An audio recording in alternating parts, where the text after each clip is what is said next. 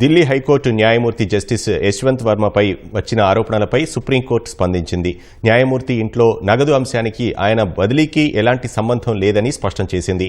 సాధారణ బదిలీలోనే భాగంగానే ఆయన్ను అలహాబాద్ హైకోర్టుకు పంపినట్లు పేర్కొంది. ఢిల్లీ న్యాయమూర్తి విషయంలో తప్పుడు ప్రచారం జరుగుతోందని, పుకార్లు వ్యాపించాయని ఓ ప్రకటనలో సుప్రీంకోర్టు స్పష్టం చేసింది.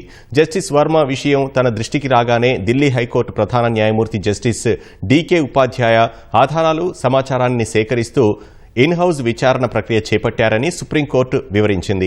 ఈ నెల 20న జరిగిన సుప్రీంకోర్టు కొలీజియం సమావేశానికి ముందే ఢిల్లీ హైకోర్టు ప్రధాన న్యాయమూర్తి ఇన్-హౌస్ విచారణ ప్రక్రియ చేపట్టారని సుప్రీంకోర్టు స్పష్టం చేసింది. జస్టిస్ వర్మ అంశంపై సుప్రీంకోర్టు ప్రధాన న్యాయమూర్తి జస్టిస్ సంజీవ్ ఖన్నాకు నివేదిక సమర్పిస్తారని పేర్కొంది.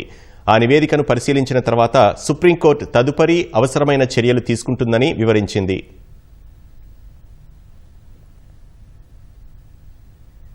మరోవైపు ఢిల్లీ హైకోర్టు న్యాయమూర్తి జస్టిస్ యశ్వంత్ వర్మ నివాసంలో భారీగా నోట్ల కట్టలు బయటపడ్డాయన్న ప్రచారాన్ని అగ్నిమాపక విభాగం తోసిపుచ్చింది.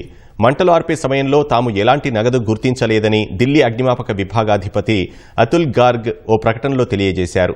ఈ నెల 14న రాత్రి 11:30 గంటల సమయంలో అగ్ని ప్రమాద సమాచారం రాగానే అక్కడికి వెళ్లి మంటలను అదుపు చేసినట్లు తెలిపారు.